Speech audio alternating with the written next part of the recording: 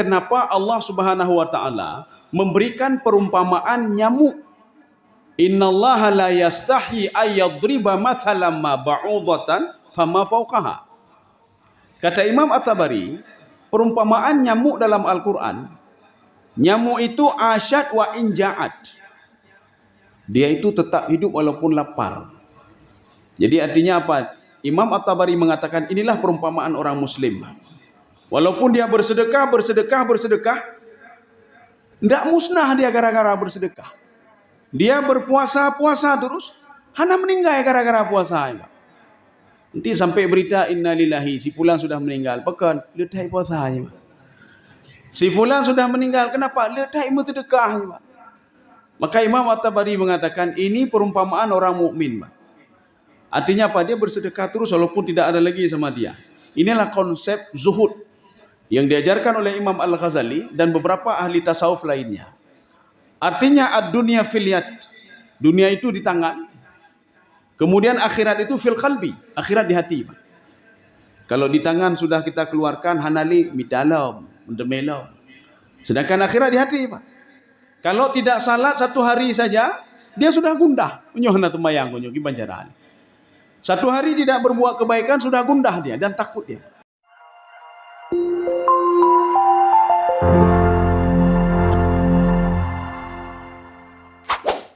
Selamat menonton dan jangan lupa di-subscribe ya.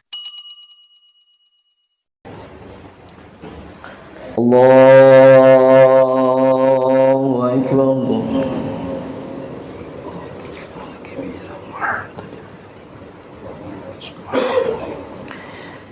Bismillahirrahmanirrahim.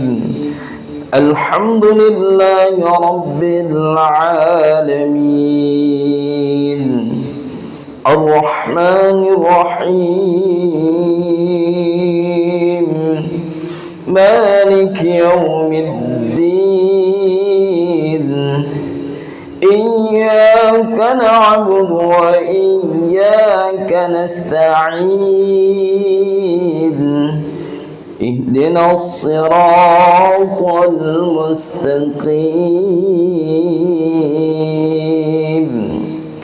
صراط الذين أنعمت عليهم غير المغضوب عليهم ولا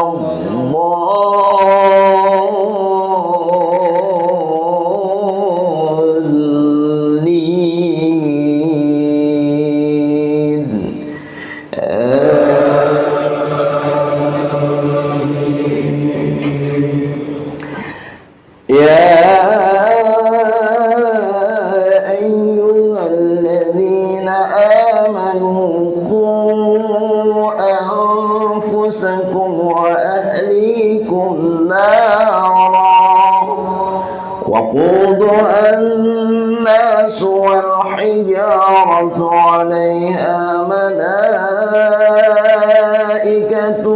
غلاظ شداد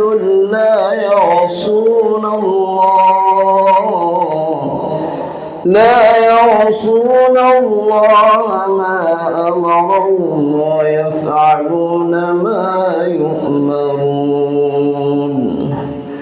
يا أيها الذين كفروا لا تعتذروا اليوم إنما تجزون ما كنتم تعملون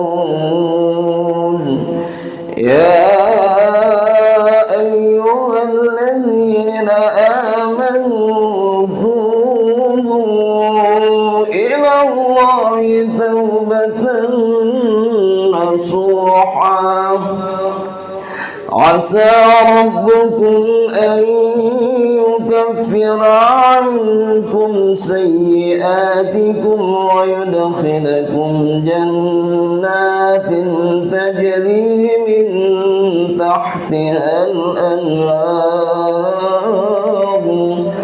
يوم لا يخزي الله النبي والذين آمنوا معه نور يسعى بين أيديهم وبأيمانهم يقولون ربنا أتمم لنا نورنا واغفر لنا إنك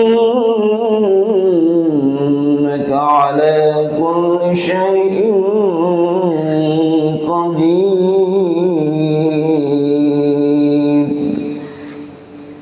الله أكبر.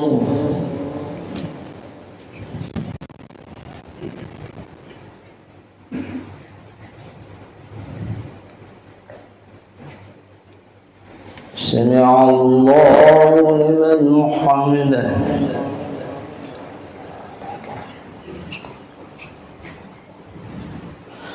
اللهم اهدنا فيمن هديت وعافنا فيمن عافيت وتولنا فيمن توليت وبارك لنا فيما أعطيت وقنا برحمتك شر ما قضيت.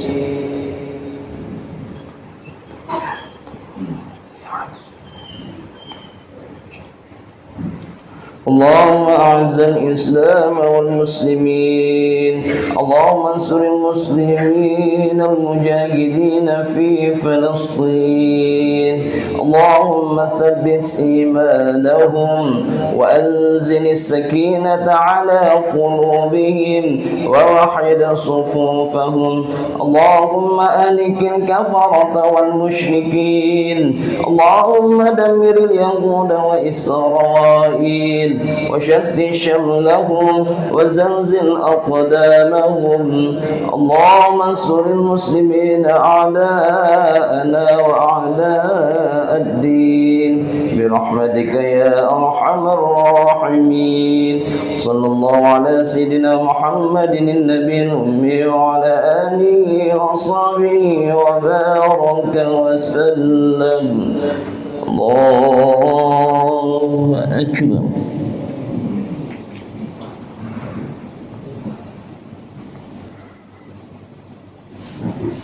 الله أكبر.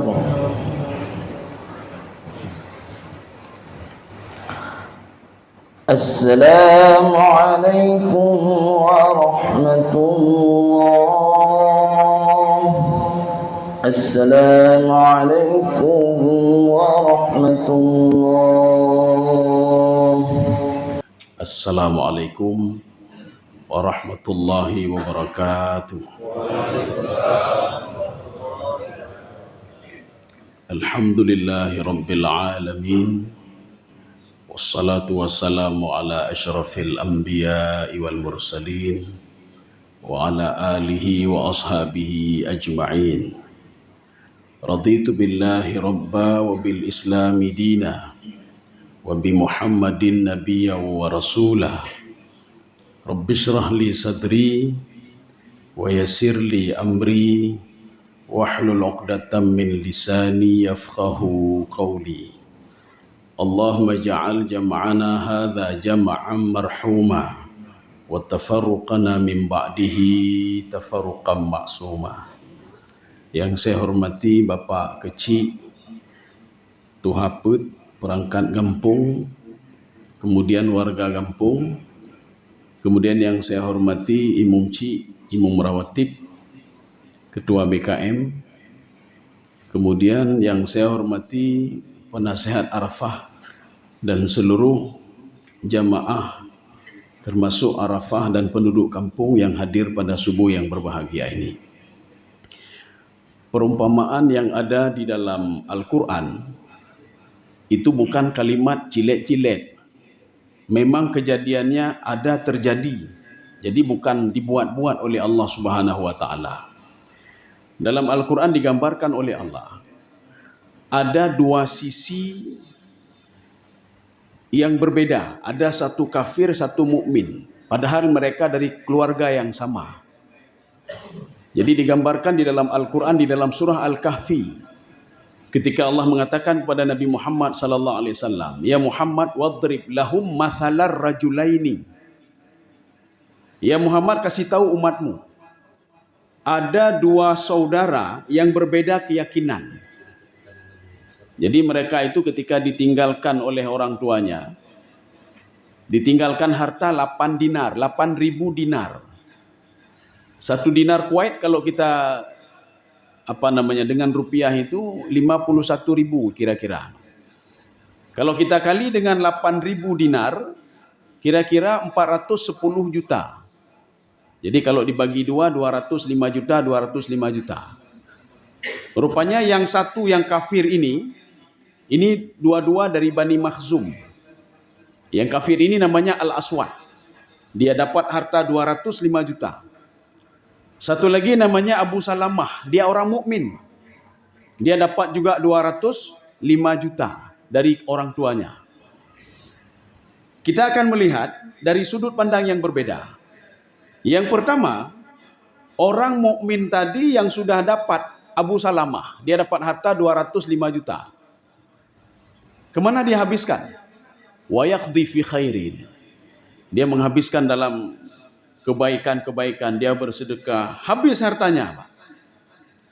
Jadi maka kita jangan terbayang nanti banyak bersedekah gathin, Pak. Ada orang banyak berpuasa, lapar kemudian musnah. Inilah yang digambarkan oleh Imam At-Tabari di dalam Al-Quran. Coba kalian lihat kenapa Allah Subhanahu wa taala memberikan perumpamaan nyamuk. Innallaha la yastahi ayyadriba mathalan ma ba'udatan fama fawqaha. Kata Imam At-Tabari, perumpamaan nyamuk dalam Al-Quran, nyamuk itu asyad wa inja'at. Dia itu tetap hidup walaupun lapar. Jadi artinya apa? Imam At-Tabari mengatakan inilah perumpamaan orang Muslim. Walaupun dia bersedekah, tidak musnah dia gara-gara bersedekah. Dia berpuasa terus, hana meninggal gara-gara puasa. Nanti sampai berita innalillahi, si fulan sudah meninggal. Pekan, letai puasanya. Si fulan sudah meninggal, kenapa? Letai bersedekah. Maka Imam At-Tabari mengatakan ini perumpamaan orang mukmin. Artinya apa? Dia bersedekah terus walaupun tidak ada lagi sama dia. Inilah konsep zuhud yang diajarkan oleh Imam Al-Ghazali dan beberapa ahli tasawuf lainnya. Artinya ad-dunya fil yad. Dunia itu di tangan. Kemudian akhirat itu fil qalbi. Akhirat di hati. Kalau di tangan sudah kita keluarkan hanali midalam, mendemelam. Sedangkan akhirat di hati, Pak. Kalau tidak salat 1 hari saja, dia sudah gundah. Menyohna temayang kunyo gibanjaran. 1 hari tidak berbuat kebaikan sudah gundah dia dan takut dia. Kaum muslimin sedang jemaah yang dirahmati Allah. Jadi pemuda tadi dia bersedekah, dia berbuat kebaikan. Sehingga kita lanjut yang tadi itu yang nyamuk. Nyamuk itu kata Imam At-Tabari, wa in saminat matat. Kalau dia sudah kenyang nyamuk itu, maka dia akan mati dengan sendirinya. Dia tadi kalau lapar tidak pernah mati dia. Coba ambil nyamuk, masukkan ke dalam kamar selama 1 bulan 2 bulan. Waktu dia buka pintu lagi hana mati. Kemudian nyamuk itu kalau sudah kenyang, kata Imam At-Tabari, matat, dia akan mati dengan sendirinya. Demikian pula orang yang rakus terhadap harta, rakus terhadap jabatan, biarin saja kata Allah, itu urusan saya itu. Bagaimana Walid Al-Mughirah? Dia rakus terhadap harta dan lain sebagainya, akhirnya dia mati. Akhaznahum baghtatan fa idahum mublisun. Dia mati tiba-tiba kata Allah Subhanahu wa taala. Kaum muslimin sedang jemaah yang dirahmati Allah. Ini yang kita ngomong yang pertama, Abu Salamah. Diberikan harta, dia bersedekah dengan hartanya. Sekarang kita lihat saudaranya yang satu lagi. Namanya Al-Aswad. Walaupun nanti di dalam sebuah riwayat, di dalam tafsir Al-Baydawi, dikatakan namanya itu bukan Al-Aswad, tetapi dari Bani Israel. Utmur namanya. Kemudian saudaranya namanya Yahuda. Tetapi kita mengambil satu riwayat lagi, ini adalah Bani Makhzum pada masa Rasulullah SAW. Jadi nama dia itu adalah Al-Aswad. Dia punya harta 200, ini kalau kita sudah konversi ke rupiah. 205 juta. Dia belilah tanah. Jadi ada 2 petak tanah dia beli. Sehingga dijadikan kebun. Kebun anggur. Yang pertama kebun anggur, kedua kebun anggur. Kemudian setelah itu dikelilingi kebun anggur itu dengan korma. Di tengah-tengah antara kebun anggur, dua kebun anggur, fihi zar'un, ada pertanian. Wa fajjarna khilalahuma nahara. Ini pengairannya pun tidak pernah berhenti dari sungai ini. Akhirnya apa? Buah-buahannya tidak pernah putus. Tidak pernah putus buah-buahannya. Kekayaannya terus bertambah. Al-Aswad. Sehingga Al-Aswad mengatakan kepada saudaranya Abu Salamah, ana aktsaru minka malan wa a'azzu nafara. Saya paling kaya, saya paling hebat. Rugi kamu. Dikasih duit sama ayah 205 juta, kamu habiskan untuk bersedekah. Rugi kamu. Kamu pikir akhirat saja. Coba lihat saya. Saya dapat semuanya. Jabatan saya dapat, keagungan saya dapat, harta juga dapat. Jadi maka kita berpikir sekarang itu, banyak harta terhormat. Ya, Mbak. Maka dia mengatakan, ana aktsaru minka malan wa a'azzu nafara. Dia tidak tahu seperti yang digambarkan oleh Imam Al-Qurtubi. Dunianya hanya perlu tapabehnya, selagi tapabeh baterai untuk dapat cerok dunia, Pak. Karena perjalanan kita masih jauh sekali. Jangan sampai rugi di tengah jalan nanti. Habis tenaga kita habiskan tenaga untuk mengejar dunia ini. Rasulullah dalam sebuah hadis mengatakan begini. Al-Kaisu, orang yang cerdas itu, kata Rasulullah, dia mempersiapkan hidup setelah mati dia bagaimana. Artinya bukan enak hidup saja, enak makan saja, enak menikmati dunia saja. Ini malam ini bagaimana tidur di hotel yang enak, tidur di tempat yang nyaman, pulang dengan mobil yang enak. Tidak pernah terpikir bagaimana mati enak. Tidak terpikir ini. Yang dipikir pagi banjara, bermanga udip. Nih pagi ini bagaimana enak makan. Nanti siang enak makan. Ada vitamin, enak tidur. Tidak pernah terpikir bagaimana enak mati. Hanya dipikir ini. Bagaimana kehidupan setelah mati. Hanya dipikir. Ini seperti orang berangkat dari Banda Aceh pergi ke Medan. Dia mempersiapkan duit sedemikian rupa. Sampai di Sigli, ya foya-foya apa habis peng blonyo bloje. Hai fikir je untuk kibar di Medan. Mana fikir tepu. Sampai ke Biren blonyo lom bloje lom. Kita nginap di hotel, padahal enggak nginap pun enggak ada masalah sebenarnya. Nginap di mobil pun enggak ada masalah. Atau lanjutkan perjalanan enggak ada masalah. Cuma kepikir karena lepeng. Maka karena banyak duit, maka kita malam ini nginap di Biren. Besok lanjut lagi perjalanan. Main lah kena, main lah kedi. Ketika sampai ke Medan, duit kabeh, hana lepeng. Kibar kita nginap malamnya. Hai peng, hana lepeng dah nginap rumah. Ini orang bodoh namanya. Dia menghabiskan seluruh duit dia itu dalam perjalanan. Ini habis menduma. Dan dia tidak pikir masa depan dia. Kaum muslimin sedang jemaah yang dirahmati Allah. Sehingga pemuda ini mengatakan, Al-Aswad. Apa kata dia? Ma'adhunnu an tabida hadhihi abada. Saya yakin betul harta saya tidak pernah hilang. Saya yakin betul jabatan saya tidak hilang. Jangankan jabatan ngenyan umum yang ada, Mbak. Umum yang ada. Maka di dalam tafsir Jalalain, apa kata Imam Jalalain? Ketika menyikapi idza syamsu kuwirat wa idza nujumun kadarat. Apa kata beliau? Inqaddat. Inqaddat itu apa? Habis masa. Sehebat apapun matahari itu, terbit sebelah timur, tenggelam sebelah barat. Sehebat apapun bulan itu, memberikan kontribusi kepada kita di malam hari, inqaddat. Dia akan habis masa juga. Kita beli lampu mahal, Pak. Katanya bagus apa? Aduh, beli lampu tertoribel, 1 juta beli lampu. Berapa tahun sanggup, Pak? 2 tahun, 3 tahun, 4 tahun. Pasti dia habis masanya, Pak. Walaupun sehebat apapun lampu itu. Jadi artinya matahari saja habis masanya. Belum katanya, Pak. Belum katanya. Berapa tahun sanggup menikmati dunia? 60 tahun, 70 tahun, 80 tahun. Inqaddat. Kita akan habis umur kita habis untuk menikmati dunia ini. Maka pemuda tadi mengatakan ma'adhunnu an tabida hadhihi abada.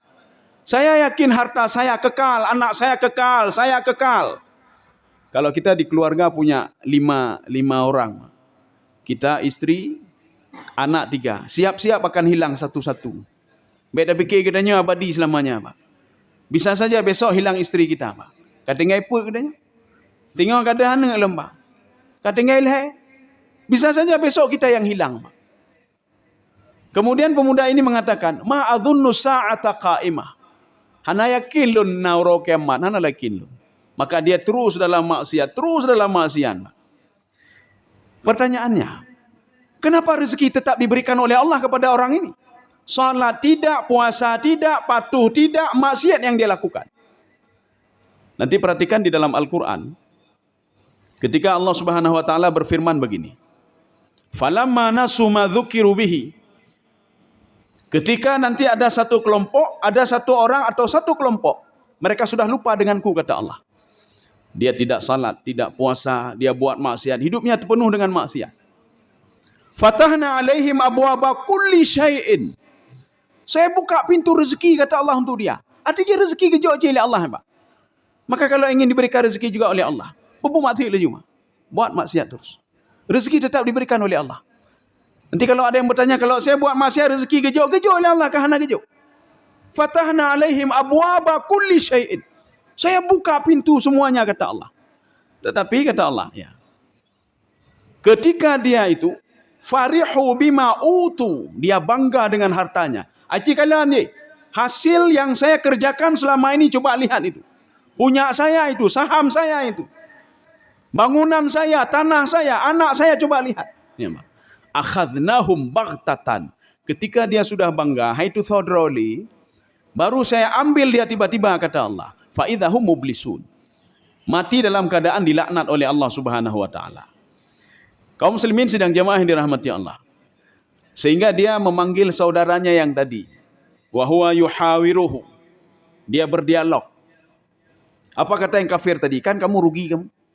Rugi bersedekah, rugi berbuat baik, rugi salat, kepu temayang gatin. Perkataan inilah yang pernah diucapkan oleh Abu Jahal kepada Umar Abu Bakar As-Siddiq. Ketika Abu Bakar As-Siddiq memberikan makan kepada anak yatim. Apa kata Abu Jahal? Wahai Abu Bakar, anut'imu man law yasha'ullahu at'amah in antum illa fi dhalalim mubin. Untuk apa kasih makan anak yatim?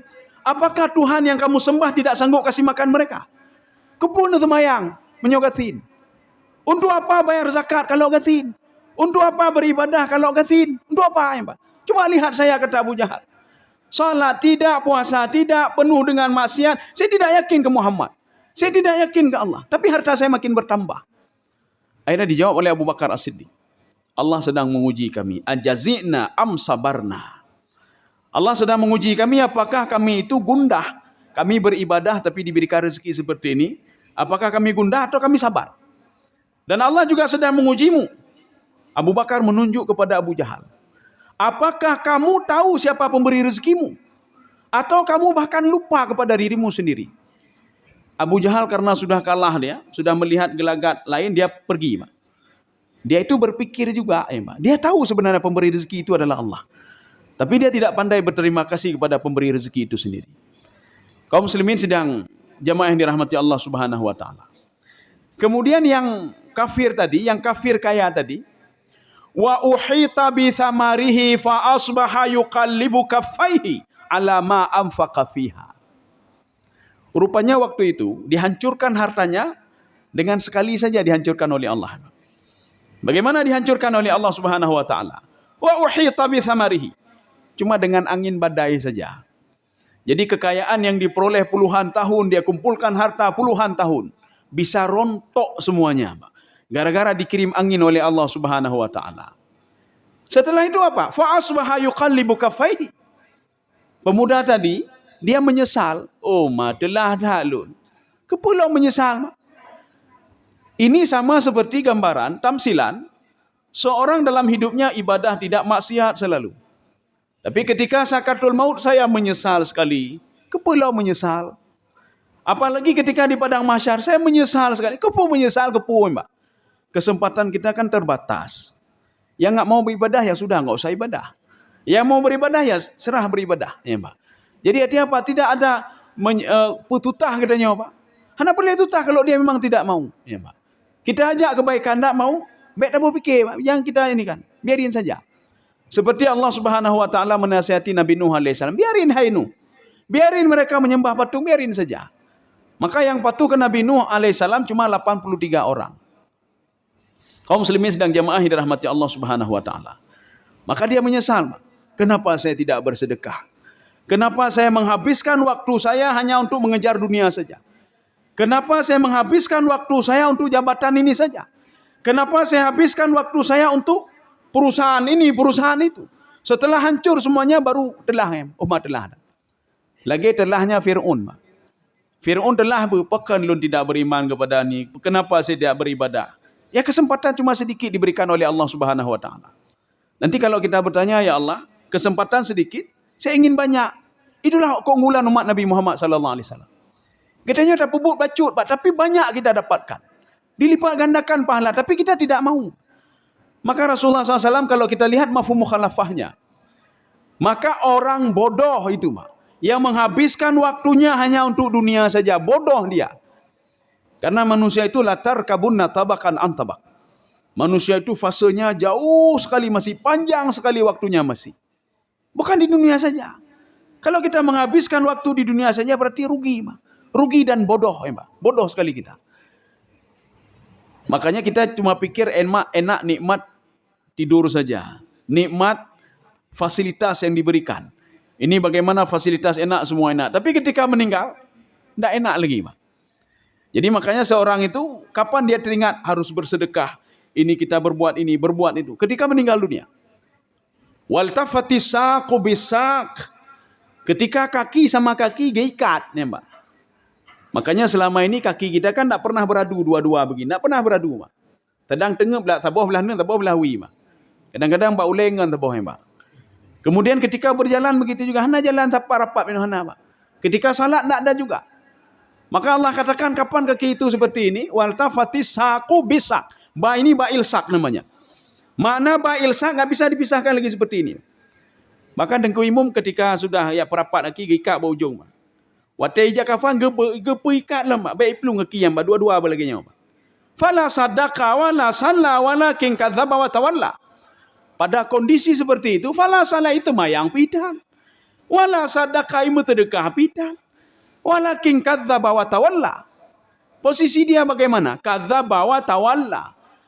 Dia tidak percaya kepada Quran, tidak percaya kepada apa, hana patuh kepada Allah, hendak patuh kepada, enggak apa-apa kata Allah. Enggak rugi saya kata Allah. Nyembek dia lon hana lon tumai mbah rugo Allah, hana rugo Allah. Lon hana lon tumai mbah rugo dan ke imum, hana rugo dan ke imum. Nyobah pala awan, hana pala awan, enggak ada urusan Mbak. Enggak ada urusan. Kita tidak salat yang rugi kita sendiri, Mbak. Kita berpuasa yang untung juga kita sendiri. Makanya Allah Subhanahu wa taala dalam sebuah hadis qudsi, apa kata Allah? Kalau seandainya kata Allah Subhanahu wa taala, saya bangkitkan seluruhnya, inna awwalakum wa akhirakum. Semuanya saya kumpulkan. Dari orang yang pertama saya ciptakan sampai yang terakhir saya ciptakan, kata Allah Subhanahu wa taala. Saya bangkitkan semuanya mereka ala atqa rajulin wahidin. Semua mereka bertakwa, dipimpin oleh orang yang sangat bertakwa kepadaku. Mazada min mulki syai'an. Kekuasaanku tidak pernah bertambah sedikit pun, kata Allah. Oh, ini semua penduduk dunia semua salat, tidak bertambah kekuasaanku. Ma'atahana temayang pijicit, kata Allah. Kemudian kata Allah, kalau ada semuanya, kata Allah, dari orang yang pertama saya ciptakan sampai terakhir, mereka ingkar kepadaku, tidak mau salat, tidak puasa, tidak patuh, berbuat maksiat. Silakan saja, kata Allah. Manaka samin mulki syai'a. Kekuasaanku tidak pernah berkurang, sedikit pun tidak pernah berkurang. Kaum muslimin sidang jamaah yang dirahmati Allah Subhanahu wa taala. Ini dua gambaran ini memberikan sinyal kepada kita, Pak. Memberikan pelajaran kepada kita. Keagungan seorang itu bukan pada harta. Keagungan bukan pada harta. Kenikmatan itu bukan pada harta. Jadi makanya di dalam Imam Al-Ghazali mengatakan begini. Ini kita ulang-ulang saja supaya mengulang-ulang kaji. Nikmat harta itu level keempat sebenarnya. Nikmat harta, nikmat jabatan itu level keempat. Jadi artinya apa? Tidak ada apa-apanya dibandingkan nikmat yang lain. Ini nikmat keempat. Nikmat yang ketiga itu nikmat sehat. Seorang ketika dia sakit, harta dia jual. Ketika dia sakit, jabatan hana perlele jabatan kan Pak? Hana perlele jabatan nyawa dia sakit. Tak percaya ni kita habis keluar dari jamaah ni pergi ke ICCU. Aja kala ni. Kita tawari jabatan sama orang yang ICCUM. Yang penajihan dia bernapas pun tak bisa lagi, sudah susah. Makan pun harus melalui selang. Dapatkan haju, Pak, ini ada promosi jabatan ya, Pak. Necok kan? Cok jabatan apa gini. Anak perlu jabatan. Jadi apa juga? Saya mau sembuh saya. Saya mau pulang ke rumah. Mau sembuh. Jabatan hai cok pupo gini. Pak, ini ada proyek 1 triliun. Cok proyek-proyek apa gini. Jadi bapak mau apa juga? Lun sehat lun.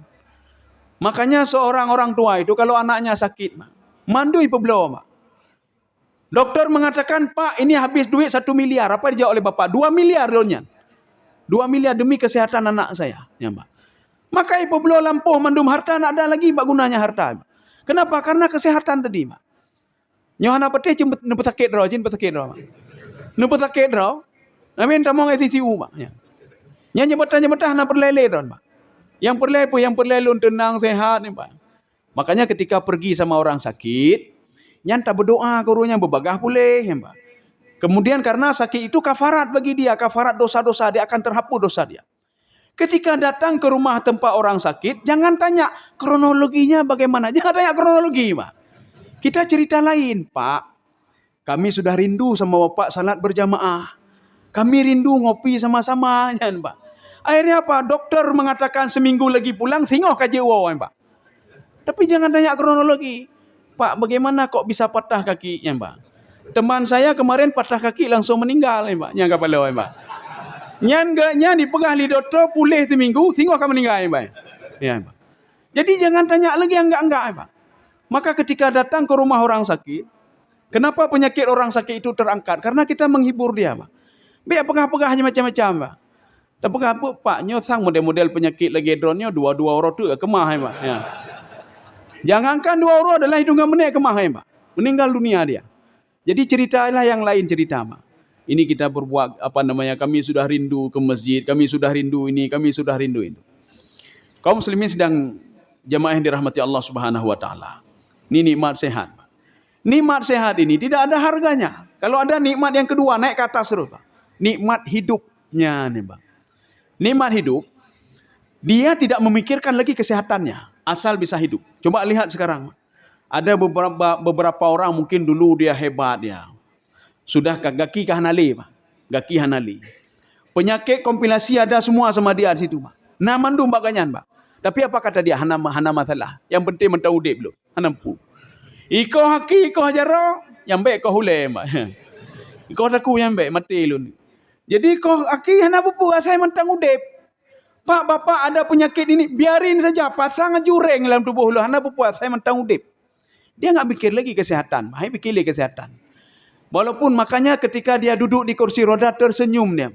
Kita tanya kenapa tersenyum? Saya masih diberikan kesempatan hidup oleh Allah. Maka nikmat yang paling ini sama dia adalah hidup.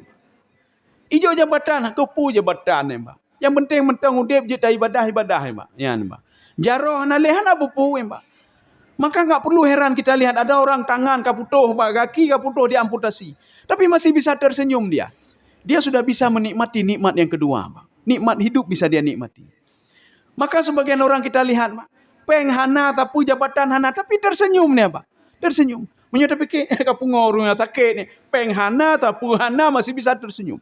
Dia masih bisa menikmati nikmat yang kedua. Alhamdulillah lu mentang udip. Mentang udip. Jadi artinya apa? Saya masih hidup, saya masih bisa beribadah. Saya masih bisa mengunjungi anak saya masih bisa mengajarkan anak saya. Saya masih bisa berbakti kepada kedua orang tua saya. Ya, Pak. Artinya nikmat hidup ini dia manfaatkan sedemikian rupa. Karena nikmat sama dia hidup itu. Nya yang nikmat harta lalai, yung harta bah lalai gede, ibadah tak dipikir, terputar dipikir. Yang pikir peng saja. Yang kedua apa? Harta hanya kepikir lagi, yang kepikir sehat lu, yang penting sehat lu. Peng hanya perle, jabatan hanya perle, yang penting sehat lu. Ya, Pak. Apapun makanya nanti sebulan sekali kau Singapura li, kau ajak ke dia, kau Malaysia li, Pak. Check up, Pak. Hanya pupu bah habis peng gede. Enggak pikir lagi dia duit. Ini level yang kedua. Level yang tinggi yang paling atas. Ini level ini nikmat yang paling ketenangan jiwa, Pak. Ketenangan jiwa ketika di dunia dan ketenangan jiwa ketika meninggal dunia. Itu nikmat yang paling berharga. Makanya seorang itu ketika dia meninggal dunia dalam keadaan husnul khatimah, dalam keadaan mutmainnah, jiwa dia tenang sekali Pak. Inilah nikmat yang paling berharga. Makanya Fir'aun, coba lihat Fir'aun, apa yang hana Pak Fir'aun? Apa yang tidak ada sama Fir'aun? Fir'aun istananya itu, kalau di dalam tafsir Baitawi, seorang kalau melihat ke atas, pecinya jatuh. Itu mana Pak? Tinggi istana Fir'aun. Berarti kalau pecinya jatuh, berarti begitu tingginya Pak. Saking manyangnya peci-peci bisa jatuh. Harta Fir'aun, apa yang tidak ada Fir'aun?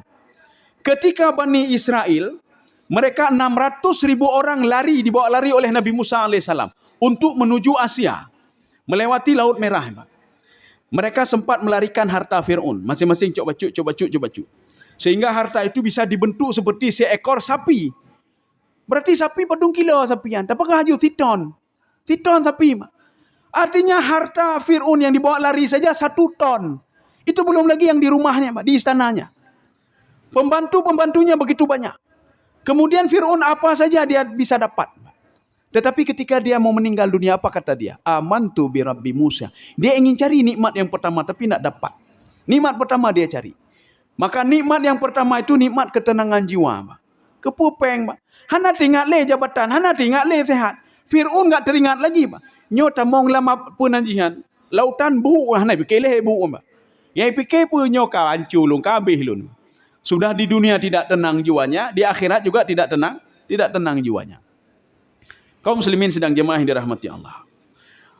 Pada suatu hari, Allah Subhanahu wa taala ketika berdialog dengan Nabi Muhammad dalam sebuah mimpi, Allah langsung ketemu dengan Nabi Muhammad sallallahu alaihi wasallam. Menyo katanya melumpur yang kengkon ni, Pak. Tapi menyo para nabi dan rasul betul-betul yang melumpur, Pak. Ya ni, Pak. Kita mimpi malam ini jadi pejabat.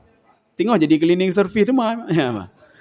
Malamnya je ke orang kaya, Pak. Oh, malamnya je ke gubernur, Pak. Waktu tengok bengah, kan je pegawai biasa tu mah, Pak. Yang melumpur katanya orang, Pak. Nabi Muhammad waktu malam itu pas mau datang waktu subuh. Ketika itu makanya Nabi Muhammad terlambat masuk ke masjid. Waktu mau qamat belum datang Nabi Muhammad sallallahu alaihi wasallam. Rupanya Nabi Muhammad bermimpi situ, Pak. Ketemu dengan Allah Subhanahu wa taala. Allah bertanya kepada Nabi Muhammad, kamu tahu enggak ya Muhammad, apa yang diperbutkan oleh malaikat di langit? Tidak ya Allah, kecuali engkau ajarkan saya. Dalam hitungan detik diajarkan Nabi Muhammad oleh Allah. Nabi Muhammad mengatakan, ketika Allah mengajarkan saya, sepertinya saya tahu semua isi langit dan bumi, kata Nabi Muhammad sallallahu alaihi wasallam. Rupanya Allah mengatakan, yang tadi sekarang saya ulangi lagi, tahu enggak kamu ya Muhammad yang diperbutkan oleh malaikat di langit? Tahu ya Allah. Apa itu? Roh orang beriman. Ya, ini kunyo nikmat nih, Pak. Nikmat yang paling berharga, nikmatnya ketika mati. Kan nikmat ketika udah mentang, nyo ketika udah padum ton katanya di jeh ligam, Pak. Sanjong ligam padum ton. Nah jabatan 5 ton di sanjong ligam. Abe ai pegentet ya, Pak, hanai pekele. So ala jamun hebat yo hanai hebat le kan. Hanai hebat le, Pak. Tetapi ketika roh orang yang beriman, ketika di dunia dikenal oleh malaikat, Pak. Ketika mau meninggal dunia, iperbuli malaikat. Malaikat turun ni merepah. Saya saja ya Allah yang bawa. Karena sebuah kebanggaan. Pak. Kita kalau datang presiden, Pak, Prabowo, kan bangga atas selfie samping. Pak. Bangga kita. Pak. Tapi kalau coba datang pencuri, Pak, ada orang selfie dengan pencuri. Hanai, Pak. Dia fikir orang dengan pencuri. Pak. Hana orang selfie dengan orang dalam penjara. Pak. Truk penjara, selfie penjara. Ikalan lega, masih pulang dengan orang yang nyoji. Orang korupsi je, Pak. Coba dia foto dengan orang lain, Pak. Dengan presiden betul. Derjak katanya terangkat, Pak. Mayu tahan urung tahu dengan presiden. Padahal dia lari ke sana, lari kemari. Tahu presiden foto lu juga. Mu presiden tak ituri, Pak. Cuma derajat dia terangkat di mata masyarakat. Makanya malaikat merepah orang beriman tadi. Roh dia. Kenapa? Supaya terangkat derajat dia di depan malaikat yang lain. Maka merepah menumpak. Inilah nikmat yang pertama tadi. Nikmat ketenangan jiwa, Pak. Dan nikmat ketenangan jiwa di dunia dan di akhirat. Makanya roh tadi diangkat terus ke atas. Di dalam sebuah riwayat, tidak ada langit yang tidak terbuka. Langit pertama sampai langit ke-7. Dan semua malaikat berdiri mengucapkan selamat kepada dia. Kan senang sekali kita, Pak. Kita dibuat lebih daripada presiden, Pak. Presiden yang nyambut cuma berapa orang saja. Nyu malaikat langit semua berdiri semua. Menyambut kita dengan mengucapkan selamat kamu ya. Sanggup kamu hadapi dunia itu. Cuma berapa tahun sanggup kamu sabar itu. Ya, Pak. Sehingga apa? Malaikat berdoa, ampuni dosa dia ya Allah. Menyona dosa, nepampun ya Allah. Nepampun. Itu doa malaikat semuanya. Sampai ke aras itu, di bawah langit ketujuh. Ya. Aras itu di atas langit ketujuh. Malaikat mengatakan, sujudlah di depan Allah. Dia sujud. Setelah itu diberikan tempat oleh Allah. Nikmat lagi dapat. Tapi beda ngurumuno. Makanya kenapa bodoh yang tadi, Pak? Yang kumpulkan harta. Maka kata Imam Al-Qurtubi, imma tatrukuha au tatrukuka. Kata Imam Qurtubi. Kenapa orang mengejar harta itu bodoh, kata Imam Ghazali. Kenapa bodoh dia? Atau dalam tafsir Al-Qurtubi seperti itu juga kalimatnya. Di dalam kitab Sirajul Talibin, Minhajul Abidin, terjemah syarahnya, seperti itu juga. Harta yang kamu kejar 20 tahun, 30 tahun, kamu meninggalkan harta itu nantinya. Atau harta meninggalkan kamu, antara dua pilihan. Kamu bahagia cuma sebatas umurmu saja. Setelah itu tidak lagi. Ya.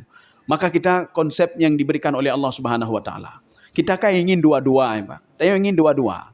Dunia berbahagia, akhirat berbahagia. Maka kalau ingin bahagia dunia, dalam tanda kutip, perhatikanlah halal haram.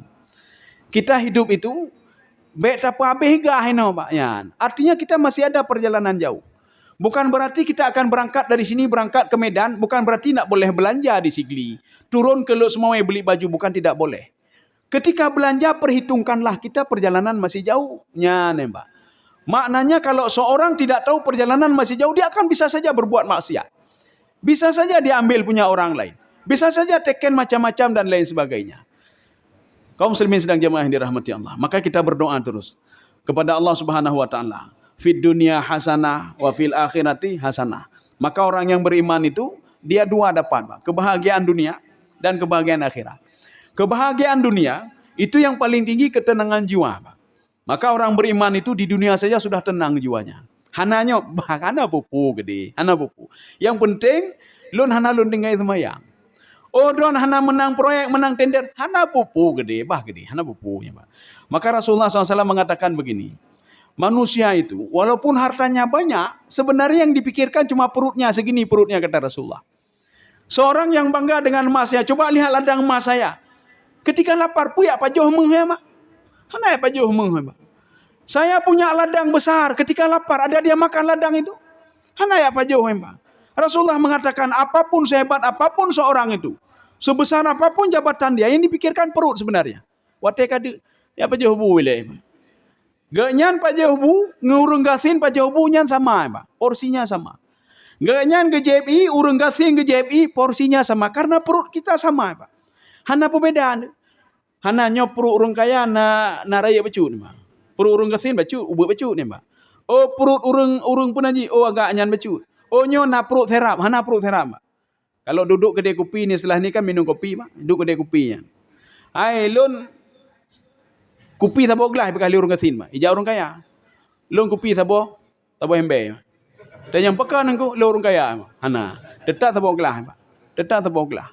Ya, jadi artinya hana aja sabo hembe, Pak. Oh le urung kaya hana karena perut manusia itu segini. Maka ketika itu Allah juga menawarkan kepada kita. Kamu mau harta banyak, kata Allah. Coba perhatikan dalam Al-Quran. Mau kamu harta banyak? Kamu cari terus, akan saya berikan harta kepadamu, kata Allah. Tak perlu salat pun tak apa-apa. Wahum fiha la yubkhasun. Tidak saya kurangi sedikit pun harta yang kamu minta, kata Allah. Yang kenyau bodoh, Pak. Dia hanya hidup pelanguju iblis setan, Pak. Ya. Maka hati-hati sama harta, hati-hati sama anak, Pak. Ketika setan tidak sanggup lagi menggoda ahli ibadah. Yang kedua tajak jamaah tapi goda ahli setan, Pak. Goda ahli setan. Han sanggup boleh, Pak. Han sanggup boleh. Dia menggoda melalui harta kita. Makanya setan itu, dia kalau sudah, kita harus belajar dari setan sebenarnya, Pak. Belajar apa? Kesabaran setan menggoda manusia. Setan itu ketika menggoda manusia, tidak berhasil, dia pakai kurikulum lain, Pak. Dia pakai kurikulum lain. Lagi tanya, nak jamun kurikulum KTSP, kurikulum 13, pulamnya. Kurikulumnya, jino kurikulum merdeka, Pak. Nanti selanjutnya lah kurikulum pula, Pak. Ya, kurikulum penjajah, Pak. Ini kurikulum merdeka kena, lah kurikulum ni, Pak. Iblis rupanya begitu juga. Dia gunakan kurikulum apa? Baik semayang. Baik bayi zakut. Oh masa hana kemahnya taju baik semayang rum pasti semayang mendung. Kamu jangan begini. Hai dengar le. Sekarang kita rubah kurikulumnya. Ini yang ada di dalam kitab Minhajul Abidin, Pak. Sudah disyarah Sirajul Talibin. Syaitan itu Yaftahu tis'un wa tis'una abwabal khairi. Syaitan itu rupanya sudah buat kurikulum baru. Dia sudah mulai menyuruh manusia berbuat kebaikan. Ya, kebaikan rupanya, Pak. Dia membuka 99 pintu kebaikan. Untuk apa? Liyaqa'u an-nasu fil ma'asi. Untuk membawa manusia ke dalam maksiat. Syaitan berbisik, salat tahajud kamu. Ya, Pak. Kita berpikir, ketika syaitan menyuruh kita salat tahajud, Pak idang labai lenan, Pak labai le, Pak. Lagi orang mekak kuih seribe, kan? Bak kedai kopi, Pak iduk labai seribe, Pak. Rupaji bak lungki-lungki seribe na labai nan, Pak. Rupaji iblis syaitan itu, dia menggoda manusia untuk salat tahajud, untuk bersedekah, na laba rupanya, Pak. Di mana labanya? Ketika syaitan menyuruh, salat tahajud kamu. Akhirnya, oh ya juga ya. Ini kalau dari syaitan, tak mungkin ini. Pasti dari malaikat nih, Pak. Ketika salat tahajud, dia bersedekah. Syaitan berbisik. Tak ada yang tahu kamu bersedekah. Kenapa berita hebat kau boleh? Hana terlupa dalam bersedekah. Nyocik. Tak ada yang tahu kamu tahajud. Akhirnya apa? Sedang duduk-duduk pelemah-lemah roh je kopi. Pekan aku. Beklam tahajud. Ya, tak boleh, Pak. Beklam lu tahajud. Ya. Kemudian kita membantu masjid. Kata syaitan, hai membantu masjidnya. Membantu lajunya pahala kok jai ke bantu tu masjid. Isah lili syaitan, Pak. Penduduk kampung tak tahu kalau masjid ini kamu yang bantu. Nyan, Pak. Beritahu lah. Masa kek tak drone, Pak. Nyo kamu masjid yang bantu.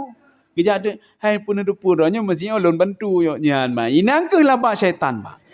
Syaitan mengambil laba kelengahan manusia. Sedekah dia, semuanya dia itu apa yang sudah dikeluarkan, habis semuanya, Pak. Mandu habis, Pak. Nyan. Jadi hati-hati sama harta, Pak. Hati-hati sama harta. Dan begitu juga hati-hati sama anak, Pak. Jadi maka syaitan bisa memanfaatkan harta kita baiklah untuk bersedekah, atau kita itu kikir atau bakhil. Dan juga ketika Nabi Nuh AS naik ke atas kapal, 83 orang termasuk Nabi Nuh AS. Di atas kapal beliau melihat ada seorang manusia yang tidak beliau kenal. Ada seorang pemuda yang tidak beliau kenal. Didekati pemuda itu. Kamu siapa kamu? Selama saya berdakwah 950 tahun, saya tidak pernah melihat kamu. Apa kata pemuda tadi? Anak iblis. Saya iblis. Apa urusan kamu masuk kapal saya? Ya, apa kata iblis? Saya ajarkan kamu, wahai kamu ini sudah selamat 83 orang. Makanya iblis itu masih penajihan.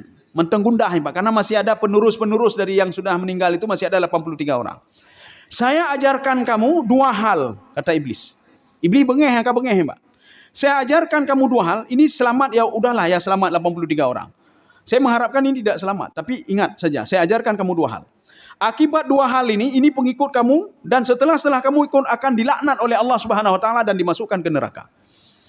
Ditanya oleh Nabi Nuh AS. Nabi Nuh penasaran, apa itu? Yang pertama, al-hirsu. Hirsu itu apa? Tamak, Pak. Muhutnya, muhut. Mandu muhut yang lagi tiben, Pak. Mandu muhut. Kanannya muhutnya. Aci tiben, aci jawab tiben, jauh roti tiben, Pak. Monyet ketika kita kasih roti, dia makan, Pak. Jauh roti tak boleh icok dengan jarawi, Pak. Ipajuh lah. Jauh tak boleh, nyo yang kai pajuh ipuduk, Pak. Icok lah, tanya, Pak.